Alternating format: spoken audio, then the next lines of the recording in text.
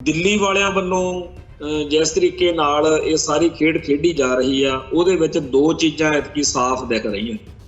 ਇੱਕ ਤਾਂ ਉਹਨਾਂ ਨੇ ਇਹ ਮਿਥਿਆ ਹੋਇਆ ਵੀ ਆਪਾਂ ਕਿਸਾਨ ਸੰਘਰਸ਼ ਨੂੰ ਪੰਜਾਬ ਦੀਆਂ ਸਰਹੱਦਾਂ ਤੋਂ ਪਾਰ ਨਹੀਂ ਹੋਣ ਦੇਣਾ। ਦੂਜਾ ਇਹ ਆ ਵੀ ਇਸ ਕਿਸਾਨ ਸੰਘਰਸ਼ ਦੇ ਮੂਹਰੇ ਝੁਕਣਾ ਨਹੀਂ, ਲਿਪਣਾ ਨਹੀਂ, ਮੁਚਣਾ ਨਹੀਂ। ਇਹ ਜਿਹੜਾ ਮੋਦੀ ਦਾ ਇੱਕ ਅਕਸ ਬਣਾਉਣਾ ਵਾ ਵੀ ਲੋਹ ਪੁਰਸ਼ ਆ, ਇਹ ਨਹੀਂ ਮੂਹਰੇ ਕਿਸੇ ਦੇ ਝੁਕਦਾ। ਇਹਨੂੰ ਬਣਾਈ ਰੱਖਣ ਦੇ ਲਈ ਜ਼ਰੂਰੀ ਆ ਕਿ ਕਿਸਾਨ ਮੋਰਚੇ ਨੂੰ ਪੂਰੀ ਤਰ੍ਹਾਂ ਰੋਲਿਆ ਜਾਵੇ, ਹਰਾਇਆ ਜਾਵੇ ਤੇ ਹੰਭਾਇਆ ਜਾਵੇ। ਪਿਛਲੀ ਵਾਰ ਭਾਰਤ ਦਾ ਮੀਡੀਆ ਪਿੱਟਦਾ ਸੀ ਬਈ ਇਹ ਤਾਂ ਖਾਲਿਸਤਾਨੀ, ਤਾਂ ਜਿਹੜੀ ਸਟੇਜ ਸੀ ਉਹ ਬਹੁਤ ਕਲਪਦੀ ਸੀ, ਜਿਵੇਂ ਉਹਨਾਂ ਨੂੰ ਬਹੁਤ ਕੋਈ ਮਾੜੀ ਗੱਲ ਕਹਿਤੀ ਆ। ਇਸ ਵਾਰ ਉਲਟਾ ਕਿਸਾਨ ਜਥੇਬੰਦੀਆਂ ਦੇ ਵੱਲੋਂ ਜਾਂ ਉੱਥੇ ਗਏ ਲੋਕਾਂ ਦੇ ਵੱਲੋਂ ਬੜਾ ਠੋਕ ਵਜਾ ਕੇ ਇਹ ਆਖਿਆ ਜਾਂਦਾ ਵੀ ਜੇ ਕੁਝ ਤੁਸੀਂ ਸਾਡੇ ਨਾਲ ਆਹੀ ਕੁਝ ਕਰਨਾ ਹੈ ਫਿਰ ਸਾਨੂੰ ਅੱਡ ਕਰ ਦਿਓ, ਫਿਰ ਮੰਨੋ ਵੀ ਤੁਹਾਡਾ ਸਾਡੇ ਨਾਲ ਕੋਈ ਮਸਲਾ ਹੀ ਨਹੀਂ ਬਣਦਾ ਹੈਗਾ, ਫਿਰ ਆਪਣਾ ਸੰਬੰਧ ਹੀ ਕੋਈ ਨਹੀਂ, ਫਿਰ ਠੀਕ ਆ ਅਸੀਂ ਖਾਲਿਸਤਾਨ ਦੇ ਵਿੱਚ ਰਹਿੰਦੇ ਹਾਂ ਤੇ ਠੀਕ ਆ, ਫਿਰ ਸਾਡਾ ਪੰਜਾਬ ਖਾਲਿਸਤਾਨ। ਜਿਹੜਾ ਵਪਾਰੀ ਵਰਗ ਆ, ਅੱਪਰ ਕਲਾਸ ਹਿੰਦੂ ਆ, ਉਹਨੂੰ ਇਹ ਜ਼ਰੂਰ ਲੱਗਦਾ ਵੀ ਇਹ ਉੱਠ ਕੇ ਸਾਨੂੰ ਵਿਗਾੜਦੇ ਫਿਰਦੇ ਆ, ਨਰਕਾਰਦੇ ਫਿਰਦੇ ਆ, ਇਹਨਾਂ ਦੇ ਪੱਲੇ ਕੀ ਆ ਕਿਸਾਨ ਬਣੇ ਜੇ।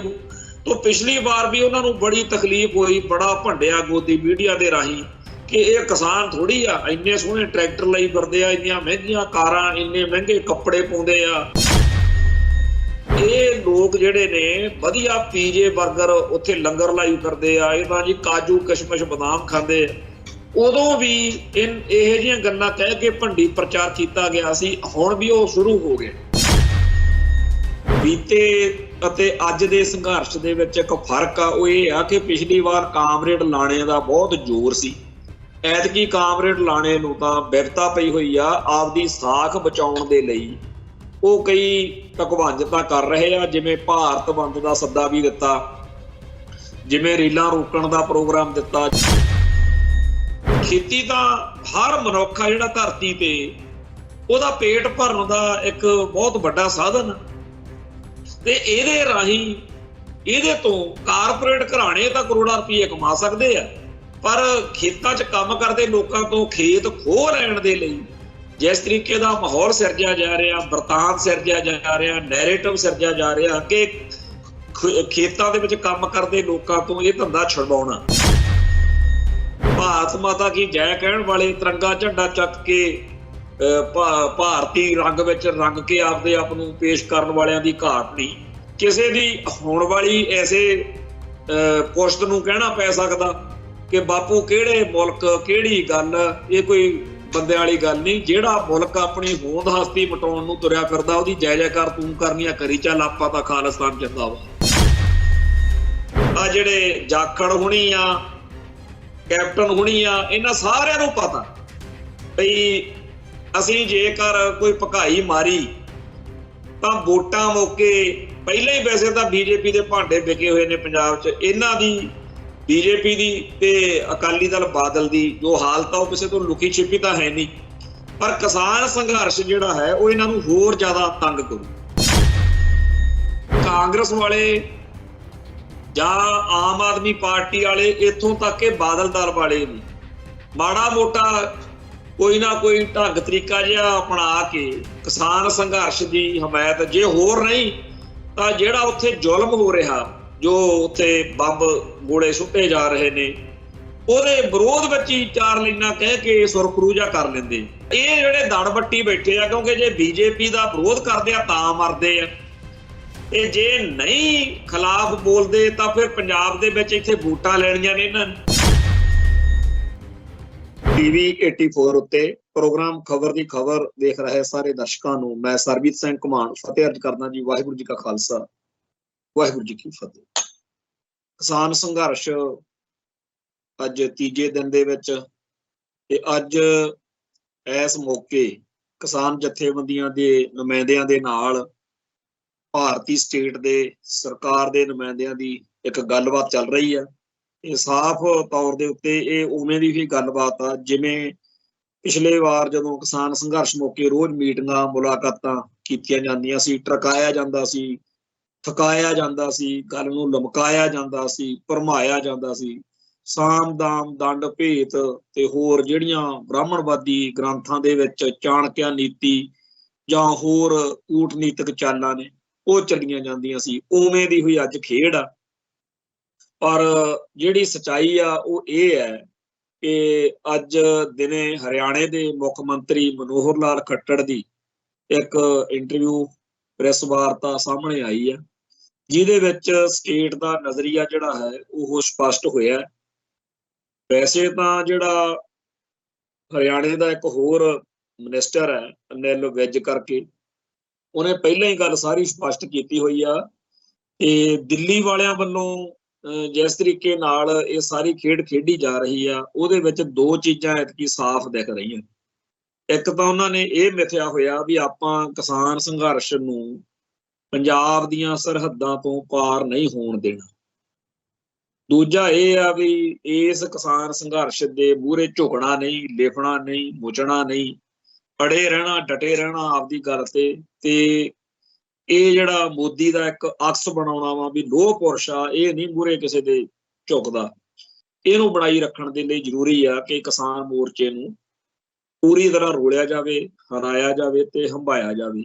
ਇਹ ਦੋ ਨੁਕਤੇ ਜਿਹੜੇ ਇਸ ਵੇਲੇ ਬੀਜੇਪੀ ਦੇ ਪੱਖ ਤੋਂ ਜੋ ਕੁਝ ਆ ਰਿਹਾ ਉਹਦੇ ਤੋਂ ਵੀ ਸਾਫ਼ ਜ਼ਾਹਿਰ ਹੋ ਰਹੇ ਨੇ। ਦੂਜਾ ਜਿਹੜਾ ਹੈ ਗੋਦੀ ਮੀਡੀਆ ਦੇ ਵੱਲੋਂ ਉਸੇ ਤਰੀਕੇ ਨਾਲ ਜਿਵੇਂ ਬੀਤੇ ਦੌਰ ਵਿੱਚ ਭਗਾਈ ਮਾਰੀ ਜਾਂਦੀ ਰਹੀ ਆ, ਉਹੀ ਸਾਰਾ ਕੁਝ ਫੇਰ ਦਿਖ ਰਿਹਾ। ਪਰ ਇਸ ਵਾਰ ਇੱਕ ਗੱਲ ਬੜੀ ਸਪਸ਼ਟ ਹੈ ਕਿ ਜਦੋਂ ਪਿਛਲੀ ਵਾਰ ਭਾਰਤ ਦਾ ਮੀਡੀਆ ਪਿੱਟਦਾ ਸੀ ਬਈ ਇਹ ਤਾਂ ਖਾਲਿਸਤਾਨੀ ਹੈ, ਤਾਂ ਜਿਹੜੀ ਸਟੇਜ ਮਤਲਬ ਕਿਸਾਨ ਸੰਘਰਸ਼ ਦੀ ਸਟੇਜ ਜਾਂ ਕਿਸਾਨ ਜਥੇਬੰਦੀਆਂ ਦੀ ਲੀਡਰਸ਼ਿਪ ਉਹ ਬਹੁਤ ਕਲਪਦੀ ਸੀ, ਜਿਵੇਂ ਉਹਨਾਂ ਨੂੰ ਬਹੁਤ ਕੋਈ ਮਾੜੀ ਗੱਲ ਕਹਿਤੀ ਆ ਵੀ ਖਾਲਿਸਤਾਨੀ ਹੋਣ ਦੇ ਨਾਲ ਅਸੀਂ ਪਤਾ ਨਹੀਂ ਕੀ ਸਾਡੇ ਤੇ ਕਲੰਕ ਲੱਗ ਜਾਣਾ। ਉਹ ਬੜਾ ਪਿੱਟਦੇ ਸੀ, ਬੜਾ ਲੁਕਦੇ ਸੀ, ਫਿਰ ਉਹ ਗੱਲ ਦੇ ਸਪਸ਼ਟੀਕਰਨ ਵੀ ਦਿੰਦੇ ਸੀ। ਬੜੀ ਹਾਸੋਹੀਣੀ ਜੀ ਉਹ ਇੱਕ ਦ੍ਰਿਸ਼ ਬਣ ਜਾਂਦਾ ਸੀਗਾ। ਇਸ ਵਾਰ ਉਵੇਂ ਨਹੀਂ, ਇਸ ਵਾਰ ਉਲਟਾ ਕਿਸਾਨ ਜਥੇਬੰਦੀਆਂ ਦੇ ਵੱਲੋਂ ਜਾਂ ਉੱਥੇ ਗਏ ਲੋਕਾਂ ਦੇ ਵੱਲੋਂ ਬੜਾ ਠੋਕ ਵਜਾ ਕੇ ਇਹ ਆਖਿਆ ਜਾਂਦਾ ਵੀ ਜੇ ਕੁਝ ਤੁਸੀਂ ਸਾਡੇ ਨਾਲ ਆਹੀ ਕੁਝ ਕਰਨਾ ਹੈ ਫਿਰ ਸਾਨੂੰ ਅੱਡ ਕਰ ਦਿਓ, ਫਿਰ ਮੰਨੋ ਵੀ ਤੁਹਾਡਾ ਸਾਡੇ ਨਾਲ ਕੋਈ ਮਸਲਾ ਹੀ ਨਹੀਂ ਬਣਦਾ ਹੈਗਾ, ਫਿਰ ਆਪਣਾ ਸੰਬੰਧ ਹੀ ਕੋਈ ਨਹੀਂ, ਫਿਰ ਠੀਕ ਆ ਅਸੀਂ ਖਾਲਿਸਤਾਨ ਦੇ ਵਿੱਚ ਰਹਿੰਦੇ ਹਾਂ ਤੇ ਠੀਕ ਆ ਫਿਰ ਸਾਡਾ ਪੰਜਾਬ ਖਾਲਿਸਤਾਨ। ਸੋ ਜਿਹੜੀ ਬੀਤੇ ਅਤੇ ਅੱਜ ਦੇ ਸੰਘਰਸ਼ ਦੇ ਵਿੱਚ ਇੱਕ ਫਰਕ ਆ ਉਹ ਇਹ ਆ ਕਿ ਪਿਛਲੀ ਵਾਰ ਕਾਮਰੇਡ ਲਾਣੇ ਦਾ ਬਹੁਤ ਜ਼ੋਰ ਸੀ, ਐਤਕੀ ਕਾਮਰੇਡ ਲਾਣੇ ਨੂੰ ਤਾਂ ਬਿਪਤਾ ਪਈ ਹੋਈ ਆ ਆਪਦੀ ਸਾਖ ਬਚਾਉਣ ਦੇ ਲਈ। ਉਹ ਕਈ ਢਕਵੰਜਤਾ ਕਰ ਰਹੇ ਆ, ਜਿਵੇਂ ਭਾਰਤ ਬੰਦ ਦਾ ਸੱਦਾ ਵੀ ਦਿੱਤਾ, ਜਿਵੇਂ ਰੀਲਾਂ ਰੋਕਣ ਦਾ ਪ੍ਰੋਗਰਾਮ ਦਿੱਤਾ ਜਾਂ ਹੋਰ ਕਈ। ਪਰ ਪਿਛਲੀ ਵਾਰ ਜੋ ਕੁਝ ਇਹਨਾਂ ਨੇ ਕੀਤਾ, ਲੋਕ ਤਾਂ ਗਏ ਸੀ ਮੁੱਦੇ ਕਰਕੇ, ਮੁੱਦਾ ਵੱਡਾ ਸੀ, ਕਿਸਾਨੀ ਦਾ ਸੰਕਟ, ਸਾਰੇ ਸੰਸਾਰ ਦੀ ਕਿਸਾਨੀ ਦਾ ਸੰਕਟ ਆ। ਔਰ ਸਾਰਿਆਂ ਨੂੰ ਪਤਾ ਕਿ ਕਾਰਪੋਰੇਟ ਘਰਾਣੇ ਜਿਹੜੇ ਨੇ ਉਹ ਸਾਰੇ ਮੁਲਕਾਂ ਦੀਆਂ ਸਰਕਾਰਾਂ ਦੇ ਰਾਹੀਂ ਹਰ ਖਿੱਤੇ ਦੇ ਵਿੱਚ ਕਿਸਾਨੀ ਨੂੰ, ਉੱਥੇ ਪੈਦਾ ਹੋਣ ਵਾਲੀਆਂ ਜਿਣਸਾਂ ਨੂੰ ਟਾਰਗੇਟ ਕਰਕੇ ਆਪਦੇ ਏਜੰਡੇ ਨੂੰ ਲਾਗੂ ਕਰਨਾ ਚਾਹੁੰਦੇ। ਔਰ ਇਹ ਇਕੱਲੀ ਸਮੱਸਿਆ ਪੰਜਾਬ ਦੀ ਨਹੀਂ ਹੈ, ਭਾਰਤ ਦੀ ਨਹੀਂ ਹੈ, ਇਹ ਯੂਰਪੀਅਨ ਮੁਲਕਾਂ ਦੇ ਵਿੱਚ ਜਾਂ ਹੋਰ ਜਿੱਥੇ ਜਿੱਥੇ ਵੀ ਆਪਾਂ ਨਜ਼ਰ ਮਾਰੋ ਸਭ ਥਾਂ ਦੇ ਉੱਤੇ ਪੁਆੜੇ ਪਏ ਹੋਏ ਨੇ, ਤੇ ਜਿੱਥੇ ਨਹੀਂ ਪਏ ਉੱਥੇ ਪੈ ਜਾਣ ਦੀ ਪੂਰੀ ਸੰਭਾਵਨਾ ਹੈ। ਸੋ ਜਿੱਥੇ ਗੱਲ ਬਹੁਤ ਹੱਥੋਂ ਅੱਗੋਂ ਲੰਘ ਗਈ ਆ ਉਹਦੀਆਂ ਉਦਾਹਰਨਾਂ ਦੇ ਦੇ ਕੇ ਲੋਕ ਸਮਝਾ ਰਹੇ ਨੇ। ਜੇ ਕਿਸਾਨ ਜਥੇਬੰਦੀਆਂ ਦੇ ਵਿੱਚ ਜਿਹੜੇ ਐਕਟਿਵਿਸਟ ਨੇ ਤੁਸੀਂ ਉਹਨਾਂ ਨਾਲ ਕਦੇ ਗੱਲ ਕਰੋ, ਤੁਸੀਂ ਸੋਸ਼ਲ ਮੀਡੀਆ ਦੇ ਰਾਹੀਂ ਉਹਨਾਂ ਦੀ ਗੱਲ ਨੂੰ ਸਮਝ ਪਾਵੋ, ਤਾਂ ਤੁਸੀਂ ਹੈਰਾਨ ਰਹਿ ਜਾਓਗੇ ਕਿ ਕਿਵੇਂ ਉਹ ਅਮਰੀਕਾ, ਕੈਨੇਡਾ, ਆਸਟ੍ਰੇਲੀਆ, ਇੰਗਲੈਂਡ ਤੇ ਹੋਰਨਾਂ ਮੁਲਕਾਂ ਦੀਆਂ ਗੱਲਾਂ ਦੱਸ ਕੇ ਇੱਥੋਂ ਦੇ ਆਪਦੇ ਜਿਹੜੇ ਸਮਰਥਕ ਨੇ ਉਹਨਾਂ ਨੂੰ ਕਾਇਲ ਕਰਦੇ ਆ ਕਿ ਆਹ ਕੁਝ ਸਾਡੇ ਨਾਲ ਹੋ ਸਕਦਾ, ਜਾਂ ਉਹ ਦਲੀਲ ਦਿੰਦੇ ਆ ਵੀ ਜੇਕਰ ਸਾਡੀਆਂ ਜਿਹੜੀਆਂ ਜ਼ਮੀਨਾਂ ਨੇ ਇਹਨਾਂ ਜ਼ਮੀਨਾਂ ਦੇ ਵਿੱਚ ਪੈਦਾ ਹੋਣ ਵਾਲੀ ਉਪਜ ਆ ਉਹਦਾ ਰੇਟ ਹਰ ਵਾਰੀ ਇੰਨਾ ਘੱਟ, ਇੰਨਾ ਗਲਤ ਜਾਂ ਬਿਲਕੁਲ ਹੀ ਸਾਨੂੰ ਇਉਂ ਮਿਲਦਾ ਵੀ ਅਸੀਂ ਇਹਦੇ ਚੋਂ ਕੁਛ ਖੱਟ ਕਮਾ ਨਾ ਸਕੀਏ। ਯਾਨੀ ਕਿ ਖੇਤੀ ਨਾਲ ਸੰਬੰਧਿਤ ਚਾਹੇ ਉਹ ਕਿਸਾਨ ਆ ਤੇ ਚਾਹੇ ਖੇਤ ਉੱਤੇ ਡਿਪੈਂਡੈਂਟ ਜਿਹੜੀ ਕਿਰਤੀ ਜਮਾਤ ਆ, ਕਾਸ਼ਤਕਾਰ ਅਤੇ ਗੈਰ ਕਾਸ਼ਤਕਾਰ ਉਹ ਦੋਨੇ ਸ਼੍ਰੇਣੀਆਂ ਜਿਨ੍ਹਾਂ ਦਾ ਖੇਤੀ ਸਨਅਤ ਨਾਲ ਸਿੱਧਾ ਰਾਬਤਾ, ਸਿੱਧਾ ਆਪਸ ਵਿੱਚ ਹੀ ਨਿਰਭਰਤਾ, ਉਹਨਾਂ ਦੋਨਾਂ ਨੂੰ ਪਿਛਲੇ ਲੰਮੇ ਸਾਲ ਤੋਂ, ਸਦੀਆਂ ਤੋਂ ਜਾਣੀ ਕਿ ਰੋਲਿਆ ਹੋਇਆ, ਤੇ ਇਹਦੇ ਤੋਂ ਪੈਦਾ ਕਰਕੇ ਪ੍ਰੋਡਕਟ ਲੋਕ ਕਰੋੜਾਪਤੀ, ਅਰਬਾਂਪਤੀ, ਖਰਬਾਂਪਤੀ ਬਣ ਰਹੇ ਨੇ। ਆਪਣੇ ਸਾਹਮਣੇ ਆ ਕਿ ਟਮਾਟਰ ਜਿਹੜਾ ਹੈ ਉਹ ਕਈ ਵਾਰੀ 50 ਰੁਪਏ ਕਿਲੋ, 50 ਪੈਸੇ ਕਿਲੋ ਵੇਚਣ ਲਈ ਵੀ ਮਜਬੂਰ ਹੋ ਜਾਂਦੇ, ਕਈ ਵਾਰੀ ਸੁੱਟਣ ਲਈ ਮਜਬੂਰ ਹੋ ਜਾਣਾ ਪੈਂਦਾ। ਪਰ ਉਹੀ ਟਮਾਟਰ ਜਿਹੜਾ ਹੈ ਜਦੋਂ ਉਹ ਪ੍ਰੋਸੈਸ ਕਰਕੇ ਉਹਨੂੰ ਬੋਟਲ 'ਚ ਬੰਦ ਕਰਕੇ ਉਹ ਫਿਰ 50 ਰੁਪਏ ਦੀ ਬੋਤਲ ਵਿਕਦੀ ਆ, ਜਿਹਦੇ 'ਚ ਮਸਾਂ ਹੀ 50 ਗ੍ਰਾਮ ਮਸਾਂ ਉਹ 'ਚ ਸੌਸ ਹੁੰਦੀ। ਇਵੇਂ ਹੀ ਹੋਰ ਜਿੰਨੇ ਵੀ ਖੇਤੀ ਦੇ ਪ੍ਰੋਡਕਟ ਨੇ, ਜਿਹੜਾ ਆਲੂ ਆ, 1 ਕਿਲੋ ਆਲੂ ਜਿਹੜਾ ਹੈ ਉਹ ਵੇਚਣ ਲਈ ਤਾਂ ਅਗਲੇ ਨੂੰ ਕਹਦੇ ਆ ਵੀ ਤੂੰ ਰੁਪਈਏ ਕਿਲੋ ਸਾਨੂੰ ਵੇਚ ਦੇ, ਪਰ ਉਸ ਕਿਲੋ ਦੇ ਵਿੱਚ ਜੇ 10 ਆਲੂ ਨਿੱਕੇ ਚੜੇ ਆ ਤਾਂ ਉਹਦਾ 1 ਆਲੂ ਦਾ ਲਿਫਾਫੇ 'ਚ ਪੈਕ ਕਰਕੇ ਉਹਨੂੰ ਮਸਾਲੇ ਜੇ ਲਾ ਕੇ ਉਦੋਂ ਕਹਿੰਦੇ ਆ 20 ਰੁਪਏ ਦਾ ਪੈਕਟ ਆ।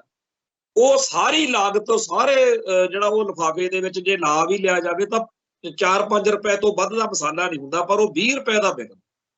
ਤੋਂ ਖੇਤੀ ਤੋਂ ਚੀਜ਼ਾਂ ਬਣਾ ਕੇ ਕਰੋੜਾਂ ਰੁਪਏ ਕਮਾਏ ਜਾ ਸਕਦੇ ਆ, ਤਾਂ ਫਿਰ ਖੇਤੀ ਤੋਂ ਪੈਦਾ ਜਿਹੜਾ ਸਭ ਤੋਂ ਜਿਹੜਾ ਆਖਰੀ ਬੰਦਾ ਜਾਣੀ ਕਿ ਖੇਤ 'ਚ ਜਿਹੜਾ ਸਾਰਾ ਦਿਨ ਖਪਦਾ, ਉਹਨੂੰ ਲਾਹਾ ਕਿਉਂ ਨਹੀਂ ਦਿੱਤਾ ਜਾ ਸਕਦਾ? ਉਹਨੂੰ ਭੁੱਖੇ ਮਰਨ ਤੇ ਖੇਤੀ ਨਾਲ ਸੰਬੰਧਿਤ ਜਿਹੜੇ ਲੋਕ ਨੇ ਉਹ ਜਾਂ ਤਾਂ ਜ਼ਮੀਨਾਂ ਤੋਂ ਵਿਰਵੇ ਹੋ ਰਹੇ ਨੇ, ਜਾਂ ਉਹਨਾਂ ਨੂੰ ਖੁਦਕੁਸ਼ੀਆਂ ਦੇ ਰਾਹ ਤੋਰ ਦਿੱਤਾ ਵੀ ਖੇਤੀ ਤਾਂ ਕੋਈ ਧੰਦਾ ਹੀ ਨਹੀਂ।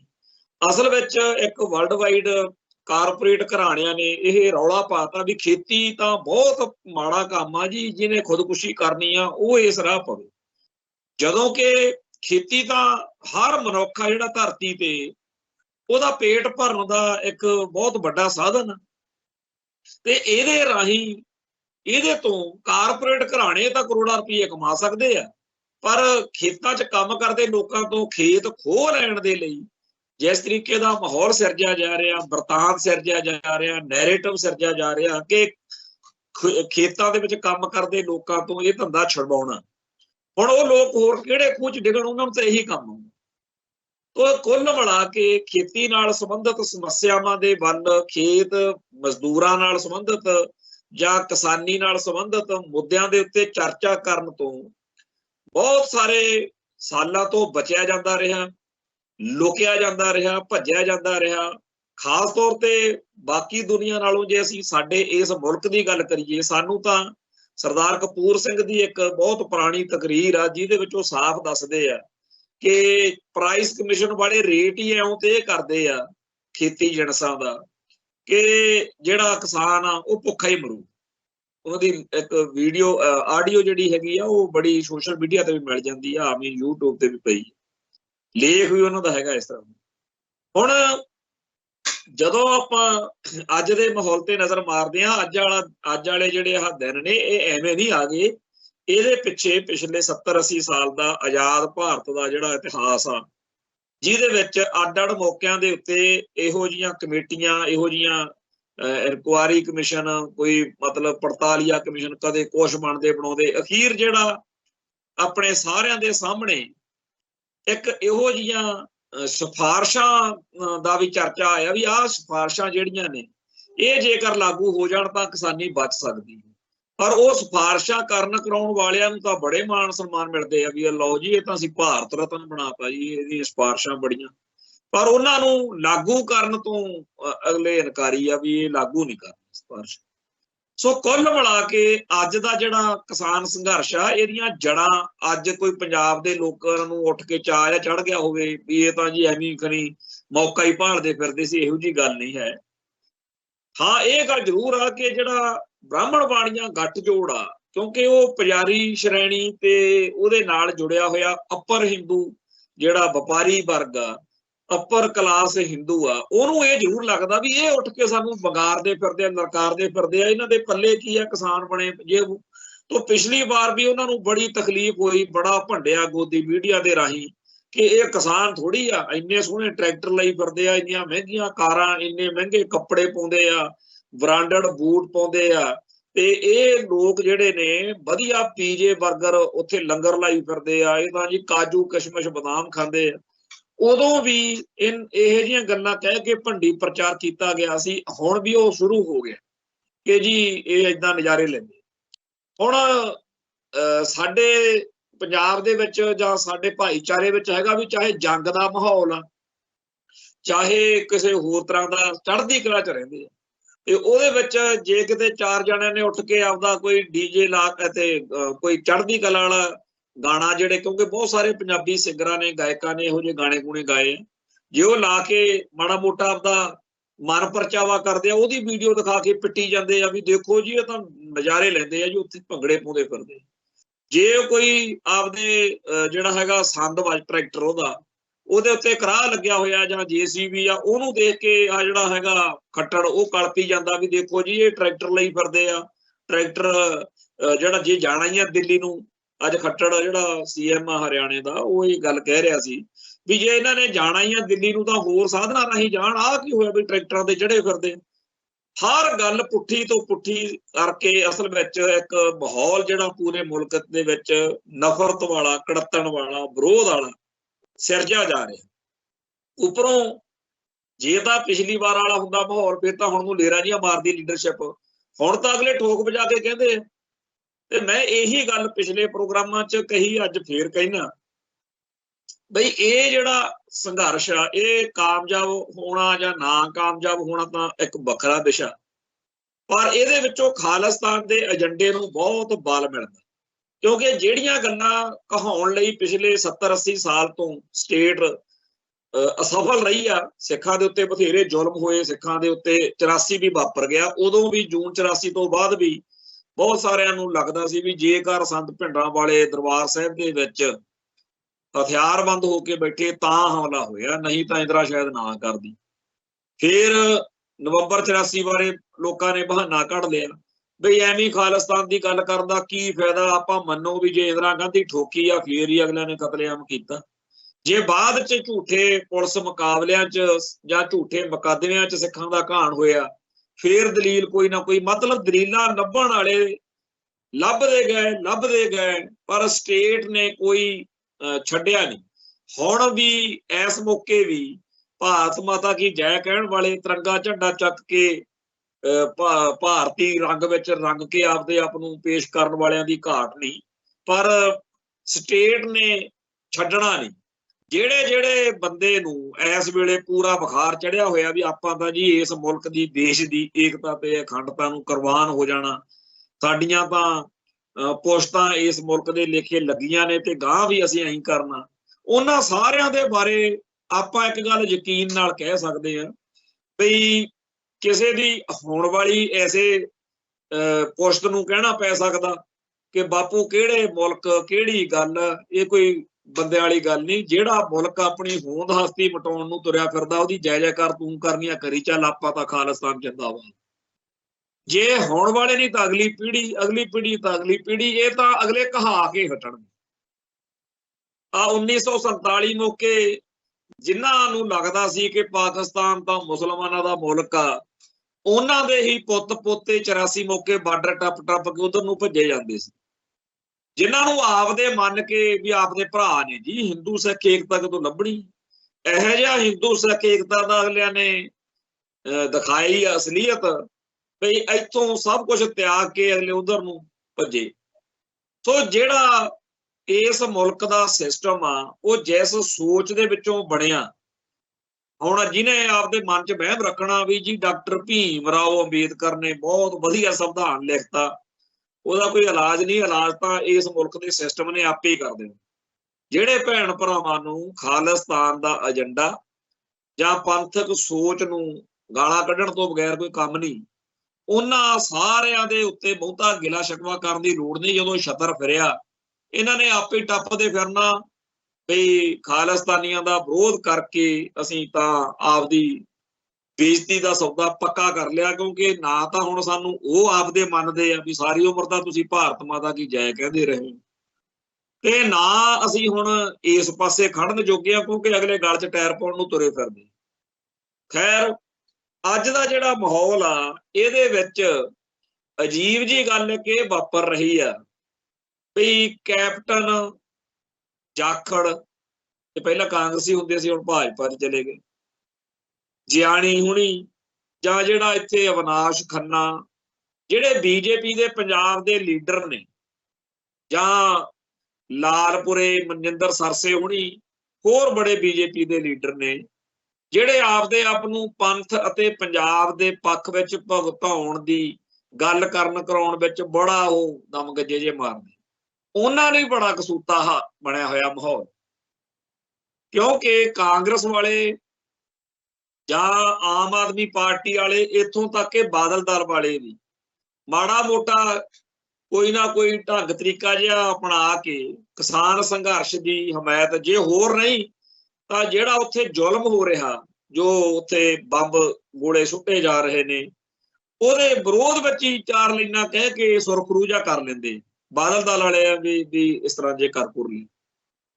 ਪਰ ਇਹ ਜਿਹੜੇ ਦੜ ਬੱਟੀ ਬੈਠੇ ਆ, ਕਿਉਂਕਿ ਜੇ ਬੀਜੇਪੀ ਦਾ ਵਿਰੋਧ ਕਰਦੇ ਆ ਤਾਂ ਮਰਦੇ ਆ, ਤੇ ਜੇ ਨਹੀਂ ਖਿਲਾਫ ਬੋਲਦੇ ਤਾਂ ਫਿਰ ਪੰਜਾਬ ਦੇ ਵਿੱਚ ਇੱਥੇ ਵੋਟਾਂ ਲੈਣੀਆਂ ਨੇ ਇਹਨਾਂ ਨੇ।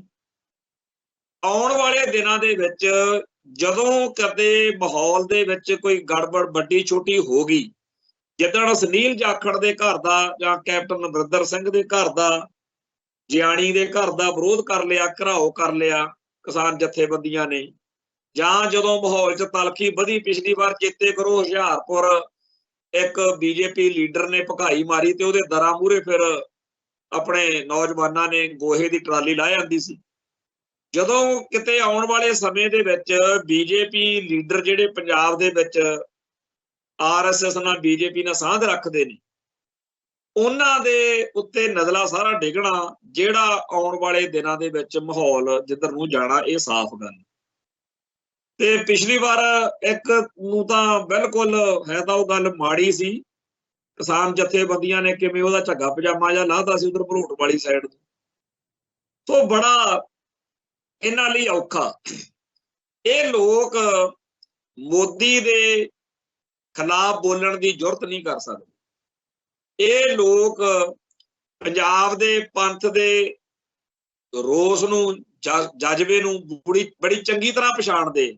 ਲਾਲਪੁਰੇ ਨੂੰ, ਮਨਜਿੰਦਰ ਸਰਸੇ ਨੂੰ, ਆ ਜਿਹੜੇ ਜਾਖੜ ਹੁਣੀ ਆ, ਕੈਪਟਨ ਹੁਣੀ ਆ, ਇਹਨਾਂ ਸਾਰਿਆਂ ਨੂੰ ਪਤਾ ਬਈ ਅਸੀਂ ਜੇਕਰ ਕੋਈ ਭਕਾਈ ਮਾਰੀ ਤਾਂ ਵੋਟਾਂ ਮੌਕੇ ਪਹਿਲਾਂ ਹੀ ਵੈਸੇ ਤਾਂ ਬੀਜੇਪੀ ਦੇ ਭਾਂਡੇ ਵਿਕੇ ਹੋਏ ਨੇ ਪੰਜਾਬ 'ਚ। ਇਹਨਾਂ ਦੀ, ਬੀਜੇਪੀ ਦੀ ਤੇ ਅਕਾਲੀ ਦਲ ਬਾਦਲ ਦੀ ਜੋ ਹਾਲਤ ਆ ਉਹ ਕਿਸੇ ਤੋਂ ਲੁਕੀ ਛਿਪੀ ਤਾਂ ਹੈ ਨਹੀਂ, ਪਰ ਕਿਸਾਨ ਸੰਘਰਸ਼ ਜਿਹੜਾ ਹੈ ਉਹ ਇਹਨਾਂ ਨੂੰ ਹੋਰ ਜ਼ਿਆਦਾ ਤੰਗ ਕਰੂ। ਤੇ ਇਹ ਵੀ ਗੱਲ ਉਹਨਾਂ ਨੂੰ, ਬੀਜੇਪੀ ਦੇ ਲੀਡਰਾਂ ਨੂੰ ਪਤਾ ਕਿ ਸਾਰੇ ਭਾਰਤ ਵਿੱਚ ਹੋ ਸਕਦਾ ਰਾਮ ਮੰਦਿਰ ਵਾਲੇ ਪ੍ਰੋਜੈਕਟ ਕਰਕੇ ਮੋਦੀ ਦੀ ਜਿਹੜੀ ਲਹਿਰ ਆ ਉਹਨੂੰ ਕੋਈ ਗ੍ਰਾਫ ਨੂੰ ਉੱਚਾ ਜਾਣ 'ਚ ਮਦਦ ਮਿਲੀ ਹੋਵੇ। ਪੰਜਾਬ ਦੇ ਵਿੱਚ ਰਾਮ ਮੰਦਿਰ ਵਾਲੇ ਮੁੱਦੇ ਦਾ ਵੀ ਕੋਈ ਬਹੁਤਾ ਅਸਰ ਨਹੀਂ ਹੈਗਾ। ਇੱਥੇ ਦਾ ਹਿੰਦੂ ਵੀ ਉਵੇਂ ਦਾ ਨਹੀਂ ਹੈ।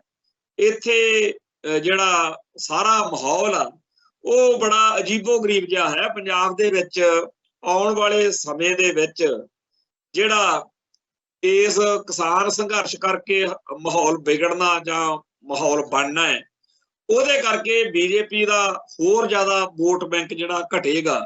ਪਰ ਸਵਾਦ ਵਾਲੀ ਗੱਲ ਇਸ ਤੋਂ ਅਗਲੀ ਆ ਵੀ ਹਰਿਆਣੇ ਦੇ ਵਿੱਚ ਵੀ ਜਿਹੜਾ ਕਿਸਾਨ ਸੰਘਰਸ਼ ਨੂੰ ਹਮਾਇਤ ਮਿਲ ਰਹੀ ਆ, ਉਹਦਾ ਵੀ ਹਰਿਆਣੇ ਵਿੱਚ ਵੀ ਬੀਜੇਪੀ ਨੂੰ ਨੁਕਸਾਨ ਹੋਣਾ।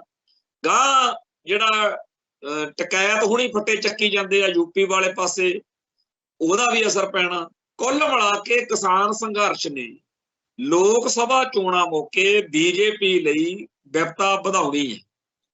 ਹੁਣ ਉਹ ਇਸ ਗੱਲ ਤੇ ਨੇ ਕਿ ਇਸ ਸਿਆਸੀ ਨੁਕਸਾਨ ਨੂੰ ਕਿਸ ਹੱਦ ਤੱਕ ਘਟਾਇਆ ਜਾਵੇ। ਨੁਕਸਾਨ ਤਾਂ ਹੋਣਾ ਹੀ ਆ, ਕਿਉਂਕਿ ਅਸੀਂ ਇਹ ਗੱਲਾਂ ਮੰਨ ਨਹੀਂ ਸਕਦੇ ਜਿਹੜੀਆਂ ਇਸ ਮੌਕੇ ਇਹ ਸਾਡੇ ਸਾਹਮਣੇ ਕਿਸਾਨ ਸੰਘਰਸ਼ ਉਭਾਰ ਰਿਹਾ।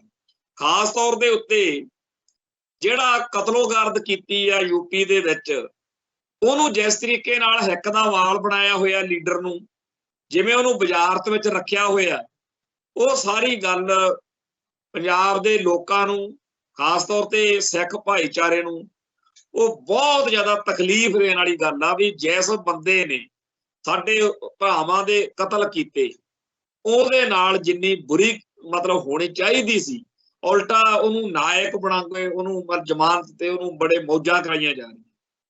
ਸੋ ਇਸ ਤਰ੍ਹਾਂ ਹੀ ਜਿਹੜੇ ਬੰਦੇ ਸਾਡੇ ਪਿਛਲੇ ਸੰਘਰਸ਼ ਵਿੱਚ 700-800 ਕਤਲ ਹੋਏ ਆ, ਸ਼ਹੀਦ ਕਹਿੰਦੇ ਆ, ਮਾਰਿਆ ਗਿਆ, ਚੜ੍ਹਾਈ ਕਰ ਗਿਆ, ਉਹਨਾਂ ਦਾ ਜਾਂ ਜਿਹੜੇ ਮੁਕੱਦਮੇ ਦਰਜ ਹੋਏ, ਇਹ ਸਾਰੇ ਮਸਲੇ ਜਿਹੜੇ ਨੇ, ਇਹਨਾਂ ਨੂੰ ਕਿਸਾਨ ਜਥੇਬੰਦੀਆਂ ਦੇ ਪੱਖ ਤੋਂ ਲੱਗਦਾ ਰਿਹਾ ਹੋਣਾ ਵੀ ਅਗਲੇ ਤਾਂ ਪੰਜਾਬ ਦੇ ਵਿੱਚ ਇਹਨਾਂ ਕਿਸਾਨ ਜਥੇਬੰਦੀਆਂ ਨੂੰ ਵੋਟਾਂ 'ਚ ਹਰਾ ਚੁੱਕੇ ਨੇ, ਇਹਨਾਂ ਦੀ ਕਿਹੜਾ ਕੋਈ ਗੱਲਬਾਤ ਆ।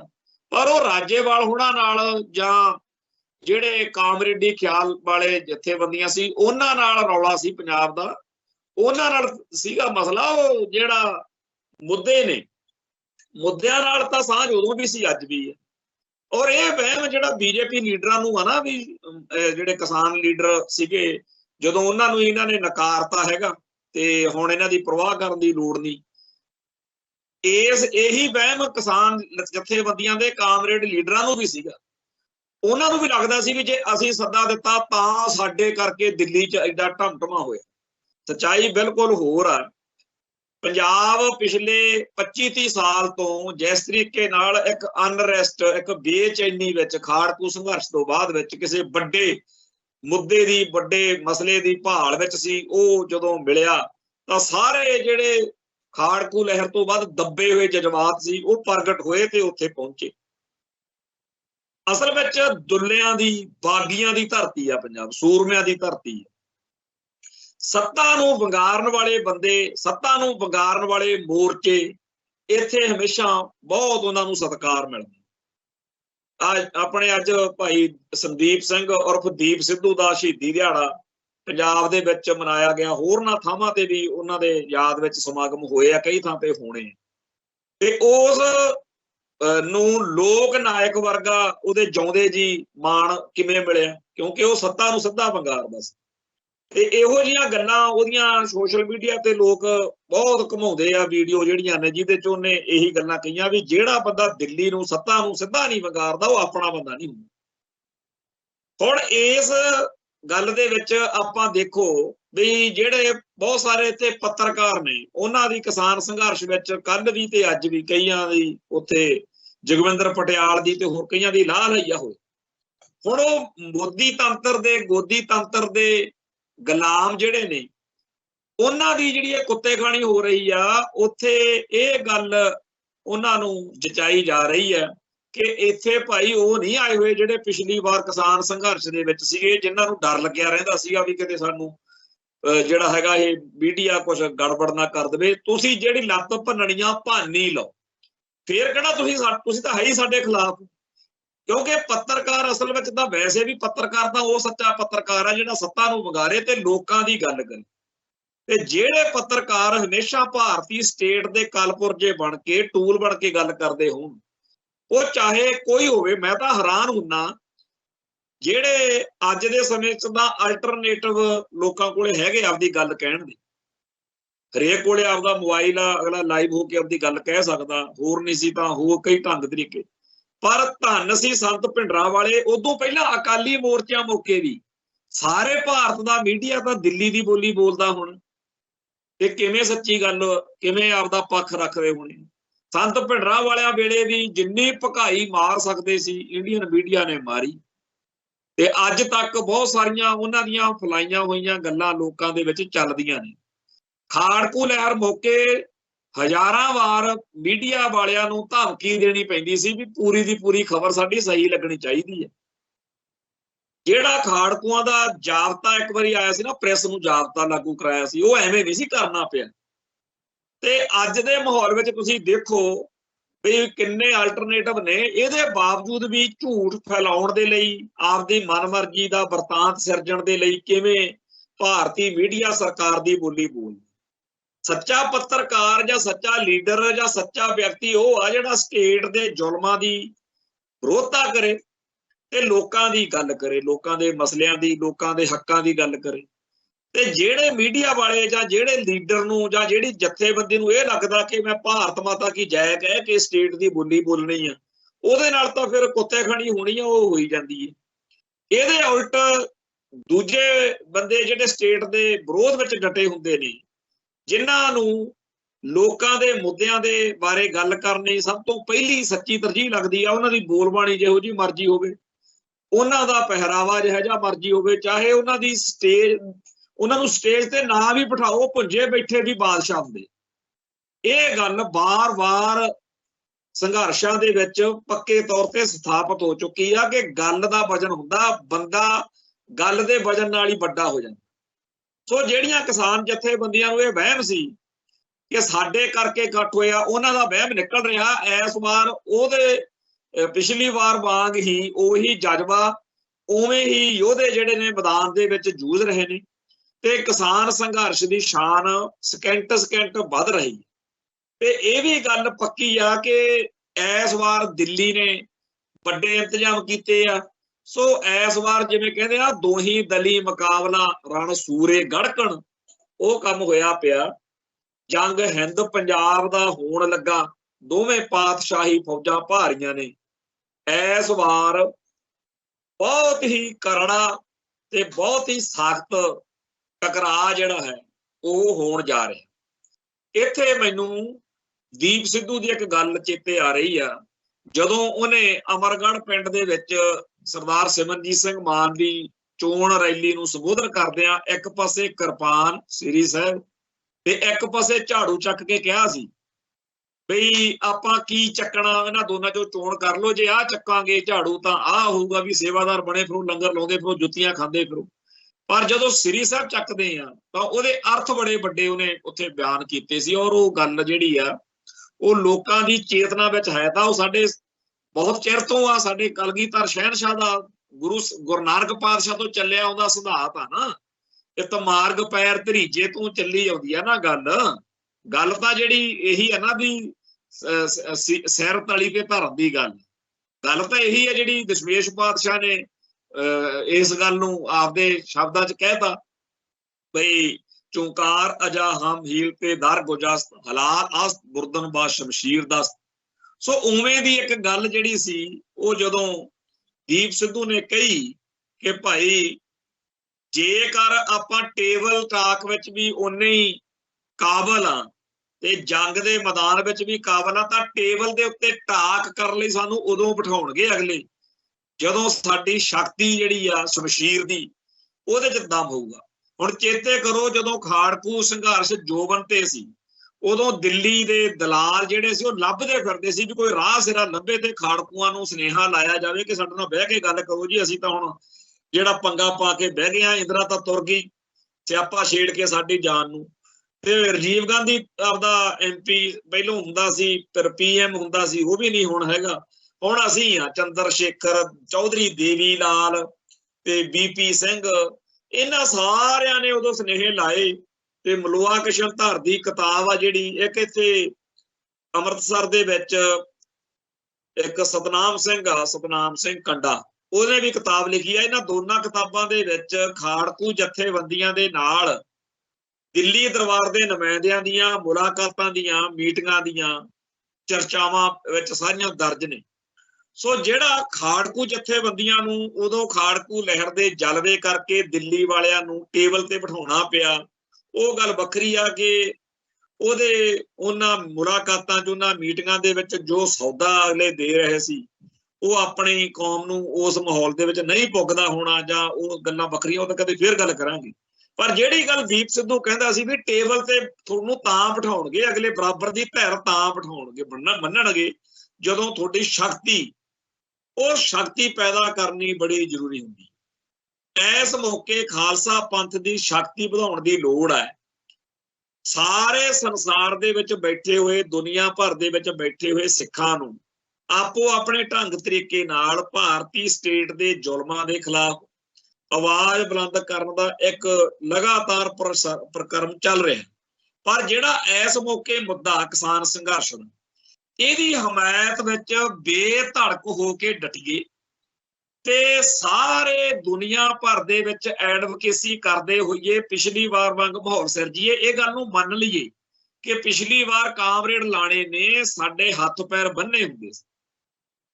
ਇਸ ਵਾਰ ਇਸ ਸੰਘਰਸ਼ ਦੇ मौके असल विच मैं तो बड़ा स्पष्ट हाँ भी खालिस्तान के संघर्ष दे विच बहुत सारे मुद्दे बंदे घटनाक्रम अड अड मौकों ते उभरनगे उभरते रहे ने। उन्हां दा असफल होना, उन्हां दा किसी मौके योग साबित होना, किसी मौके अयोग साबित होना कोई अर्थ नहीं रखता। मान लो एक बंदा ਉਹਦੇ करके साडे खालिस्तान के संघर्ष नूं बल मिल रहा ते ਉਹ ਸਿਖਰ ਤੇ ਜਾਣ ਤੋਂ ਬਾਅਦ ਕਿਸੇ ਕਾਰਨ ਕਰਕੇ ਸਾਡੀ ਹਮਾਇਤ ਖੋ ਵਹਿੰਦਾ ਤੇ ਕਿਸੇ ਕਾਰਨ ਕਰਕੇ ਸਾਨੂੰ ਪਸੰਦ ਆਉਣੋਂ ਘਟ ਜਾਂਦਾ। ਪਰ ਜਿੰਨਾ ਟਾਈਮ ਉਹਦੇ ਨਾਲ ਸਾਡਾ ਖਾਲਿਸਤਾਨ ਦਾ ਸੰਘਰਸ਼ ਅੱਗੇ ਤੁਰ ਰਿਹਾ, ਬੁਲੰਦੀ ਵੱਲ ਵਧ ਰਿਹਾ, ਜੇ ਹੁਣ ਉਹਦੀ ਥਾਂ ਤੇ ਨਵਾਂ ਚਿਹਰਾ ਨਵਾਂ ਆਗੂ ਉੱਭਰ ਰਿਹਾ ਤਾਂ ਹੋਣ ਦਿਓ। ਜਿੰਨਾ ਟਾਈਮ ਉਹਦੇ ਨਾਲ ਸਰਦਾ ਉਹਦੇ ਨਾਲ ਸਾਰੋ, फिर नवा बंदा आ रहा ਉਹਦੇ ਨਾਲ सारो, फिर तीजा चौथा पंजवां, क्योंकि संघर्ष बंदियां दा मथाज नहीं हैगा। निशाना खालिस्तान आ, निशाना बंदा नहीं। इतिहास में लिखा जाऊगा कि फलाने मोड़ के उत्ते उस बंदे करके खालिस्तान के संघर्ष नूं हाँ पक्की बुलंदी मिली ते जदों वो नैगेटिव पासे नूं तुरिया जां ओहदी साख नूं बट्टा लगदा दिखिया तां वो अपने आप ही पिछे हट गया, फिर नवां चेहरा आ गया। और इस गल दे उत्ते जे किसी ने कदे चर्चा करनी होवे तां इतिहास दीयां किताबां, क्योंकि आपां नूं आदत नहीं कौम नूं पढ़न दी। 1984 के दरबार साहिब के हमले तो बाद अगले 2 साल के इतिहास से नजर मारो करें। जेड़े चेहरे 1984 तो पहला बहुत वड्डियां तोपां सी साडे लड़ाई दा, उन्हां चों बहुते ज्यादा तां शहीद हो गए, बहुत सारे फड़े गए, जोधपुर ते होरनां जेल੍ਹਾਂ च बंद हो गए, बहुत सारे बार्डर क्रॉस कर गए। रह इत्थे वो गए जेड़े 1984 तो पहला बहुते ज्यादा उवें ਉਹ नहीं सीगे भी चर्चा च जां बहुते ज्यादा ढललेदार जां मोढी आगू, बहुत घट बचे सी। जिवें भाई हरजिंदर सिंह जिंदा, भाई मनवीर सिंह चहेड़ू ते इवें ही हरिंदर सिंह काहलो हुणी जां होर सारे, इन्हां सारियां ने 1984 तो बाद और अड-अड थावां दे उत्ते कुछ प्रोफैसर जां पढ़े लिखे लोग सी, जिवें पटियाले यूनीवर्सिटी दे विच सी 2-4 प्रोफैसर, इत्थे PAU प्रोफैसर बुलारे हुणी हुंदे सीगे, ਇੱਥੇ ਅੰਮ੍ਰਿਤਸਰ ਖਾਲਸਾ ਕਾਲਜ ਦੇ ਵਿੱਚ ਕੁਝ ਪ੍ਰੋਫੈਸਰ ਸੀ, ਇਹੋ ਜਿਹੇ ਕਈ ਲੀਡਰ ਸੀ, ਕਈ ਅਕਾਲੀ ਸਭਾ ਚੋਂ, ਇਹ ਸਾਰੇ 1984 ਤੋਂ ਪਹਿਲਾਂ ਉਵੇਂ ਨਹੀਂ ਸੀ। ਇਹਨਾਂ ਸਾਰਿਆਂ ਨੇ ਉਸ ਮੌਕੇ ਰੋਲ ਪਲੇ ਕੀਤਾ ਤੇ ਜਦੋਂ ਸੰਘਰਸ਼ ਦੀ ਬੁਲੰਦੀ ਹੋਈ ਇਹਨਾਂ ਚੋਂ ਬਹੁਤ ਸਾਰੇ ਇੱਕਦਮ ਪਿੱਛੇ ਵੀ ਹਟਦੇ ਗਏ ਤੇ ਉਹ ਟਾਈਮ ਸਾਡਾ ਇਹਨਾਂ ਨੇ ਲਗਾਤਾ ਤੇ ਗਾਂ ਨਵੇਂ ਚਿਹਰੇ ਆ ਗਏ, ਨਵਿਆਂ ਨੇ ਸਾਡਾ ਉਹ ਕਰਤਾ। ਸੋ ਜੇ ਐਵੇਂ ਕਈ ਘਟਨਾਵਾਂ ਹੁੰਦੀਆਂ ਨੇ, कई बार एक घटना होंदी है जिहड़ी उस मौके बहुत साडे काम आउंदी है, संघर्ष नूं बुलंदी वल लैके जांदी है ते उस घटनाक्रम दे जिन्ना सानूं लाहा मिलदा होवे ठीक आ, पर गां छड्ड देण दे विच उहनूं फड़ी नहीं रखना चाहिदा। जिवें मान लो मैं तो अमृतसर तो दिल्ली नूं जाना होवे, इत्थों मैनूं रक्षा करना पै गया स्टेशन तक, उत्थे स्टेशन तक मैं रक्षित चले गया, गां मैनूं ओह कहंदे भी नहीं ट्रेन तां मिस वा, तूं बस अड्डे जा, मैं उतों आटो फड़ लिया, आटो फड़ के मैं गां बस फड़ ली, जलंधर तक जांदियां मैनूं पता लग्या भी मैनूं ट्रेन इत्थों आ जानी है किसी पासियों होर, ओह फड़ लवां, उत्थों मैं फिर आटो फड़िया बस अड्डेओं, मैं स्टेशन ते चला गया, उत्थों मैनूं ट्रेन मिल गई गां दिल्ली। मैं दी मंजिल ते पहुंचना सी दिल्ली, ते रास्ते च जिहड़े साधन वरते ट्रेन रक्षा जां होर ओह कोई मैटर नहीं करदे, राह च मैं की कुछ खाधा पीता ओह कोई मैटर नहीं करदा, राज मैं किन्ना बंदियां नाल गल्लां बातां कीतियां ओह कोई मैटर नहीं करदा, असली निशाना दिल्ली जाना। इवें ही साडी कौम दा असल निशाना खालिस्तान। खालिस्तान दे संघर्ष विच चंगे माड़े व्यक्ति धिरां जथेबंदियां घटनाक्रम जिन्ना जिन्ना योगदान किसी भी तरह पा सकदे आ ओह पैण दित्ता जावे ते जदों उन्हां दा इतिहास में जिक्र आजू उन्होंने भी भाई इन्होंने आ किया, जिहड़ा उन्होंने नैगेटिव किया वो भी सानू देखू। सो इस संघर्ष नूं आपां इह मन के भी इह राही खालिस्तान मिलू, ये भी ना करिए। मैं ये गल तां कही आ भी बीते दौर में जदों कोई फिल्म जां कोई मसला, जिवें जदों साडा हक फिल्म का मसला आया जां कई बारी कोई गाना कोई गीतकार इहो जिहा गीत ले आउंदा जिहदे नाल बहुत लोकां च उभार आउंदा, उदों कई साडे भरा बड़ी नैगेटिव जी टिप्पणी करनगे भी हुण तुहानूं यही खालिस्तान लैके दऊ फिल्म, यही तुहानूं खालिस्तान। वो असल विच गल इह हुंदी आ कि उस मौके उस चीज़ दा लाहा मिल रिहा तो बस ठीक है, वो सदीवी गल नहीं है। जदों खाड़कू लहर दे दिनां दे विच ਪੱਤਾ ਪੱਤਾ ਸਿੰਘਾਂ ਦਾ ਵੈਰੀ ਗਾਣਾ ਆਇਆ, ਉਹ ਜਦੋਂ ਗੀਤ ਦੇ ਪਿਛੋਕੜ 'ਚ ਜਾਓ ਤਾਂ ਭਾਈ ਵੀਰ ਸਿੰਘ ਦਾ ਸੁੰਦਰੀ ਨਾਵਲ ਜਿਹੜਾ ਉਹ ਉਦੋਂ ਉਸ ਤੋਂ ਗਾਣੇ ਤੋਂ ਘੱਟੋ ਘੱਟ 80-90 ਸਾਲ ਪਹਿਲਾਂ ਨਾਵਲ ਲਿਖਿਆ ਗਿਆ, ਤੇ ਫਿਰ ਉਹਦੇ ਆਧਾਰ ਦੇ ਉੱਤੇ, ਉਸ ਘਟਨਾਕ੍ਰਮ ਦੇ ਆਧਾਰ ਦੇ ਉੱਤੇ ਨਾਵਲ ਵਾਲੀ ਤੇ ਇਹ ਗਾਣਾ ਲਿਖਿਆ ਜਾਂਦਾ ਵੀ ਪੱਤਾ ਪੱਤਾ ਸਿੰਘਾਂ ਦਾ ਵੈਰੀ। ਪਰ ਉਦੋਂ ਇਸ ਗਾਣੇ ਦਾ ਇੱਕ ਵੱਖਰਾ ਹੀ ਹੁਲਾਰਾ ਸੀ। ਅੱਜ ਬਹੁਤ ਸਾਰੇ ਭੈਣ ਭਰਾਵਾਂ ਨੂੰ, ਅੱਜ ਦੇ ਨੌਜਵਾਨਾਂ ਨੂੰ, ਅੱਜ ਦੇ ਬਹੁਤ ਸਾਰੇ ਸਿੰਗਰਾਂ ਦੇ ਗੀਤ ਆ ਜਿਹੜੇ ਉਹ ਚੰਗੇ ਲੱਗਦੇ ਆ ਵੀ ਇਹਨਾਂ ਚੋਂ ਸਾਨੂੰ ਪੰਥ ਲਈ, ਕੌਮ ਲਈ ਲੜਨ ਮਰਨ ਦਾ ਜਜ਼ਬਾ ਜਿਹੜਾ ਹੈਗਾ ਉਹ ਹੁਲਾਰਾ ਜਿਹਾ ਮਿਲਦਾ। ਤਾਂ ਉਹਨਾਂ ਦਿਨਾਂ 'ਚ ਉਵੇਂ ਸੀ। ਇਵੇਂ ਹੀ ਬਹੁਤ ਸਾਰੇ ਮੁੱਦੇ ਹੁੰਦੇ। ਜਦੋਂ ਨਕੋਦਰ ਗੋਲੀ ਕਾਂਡ ਹੋਇਆ, ਅੱਜ ਬਹੁਤ ਸਾਰੇ ਬੰਦਿਆਂ ਲਈ ਉਹ ਸ਼ਾਇਦ ਉਵੇਂ ਨਾ ਹੋਵੇ, ਪਰ ਸਾਨੂੰ ਜਿਹੜੀ ਅੱਗ ਲੱਗੀ ਜਦੋਂ ਅਸੀਂ ਫੈਡਰੇਸ਼ਨ ਦੇ ਪਲੇਟਫਾਰਮ ਤੋਂ ਉਦੋਂ 86 ਦੇ ਵਿੱਚ, ਤੇ ਸਾਨੂੰ ਉਸ ਮੌਕੇ ਉਹ ਫੋਟੋਆਂ, ਉਹ ਚਾਰੇ ਸਾਡੇ ਉਹ ਐ ਲੱਗੇ ਵੀ ਜਿਵੇਂ ਸਾਡੇ ਆਪ ਦੇ ਨਾਲ ਦੇ ਮੁੰਡੇ, ਸਾਡੇ ਆਪਦੇ ਕਾਲਜ ਦੇ ਮੁੰਡੇ, ਸਾਡੇ ਆਪਦੇ ਭਰਾ ਜਿਹੜੇ ਆ ਉਹਨਾਂ ਨੂੰ ਇਸ ਤਰੀਕੇ ਨਾਲ ਸ਼ਹੀਦੀ ਹੋਈ, ਤੇ ਸਾਨੂੰ ਉਵੇਂ ਲੱਗੇ ਵੀ ਇਹਦੇ ਨਾਲ ਤਾਂ ਮਰੇ ਹੀ ਚੰਗੇ। ਉਹ ਬਹੁਤ ਉਹ ਘਟਨਾਕ੍ਰਮ ਸਾਡੇ ਲਈ ਇੱਕ ਬੜੀ ਵੱਡੀ ਸਾਨੂੰ ਹੁਲਾਰਾ ਦੇਣ ਦਾ ਕਾਰਨ ਬਣੇ। ਇਵੇਂ ਹੀ ਕਈ ਵਿਅਕਤੀ ਹੁੰਦੇ ਆ, ਕਈ ਕੋਈ ਚੀਜ਼ਾਂ ਹੁੰਦੀਆਂ। ਤਾਂ ਆਪਾਂ ਇਸ ਗੱਲ ਨੂੰ ਮੰਨੀਏ ਕਿ ਮੰਜ਼ਿਲ ਸਾਡੀ ਬੜੀ ਦੂਰ ਆ।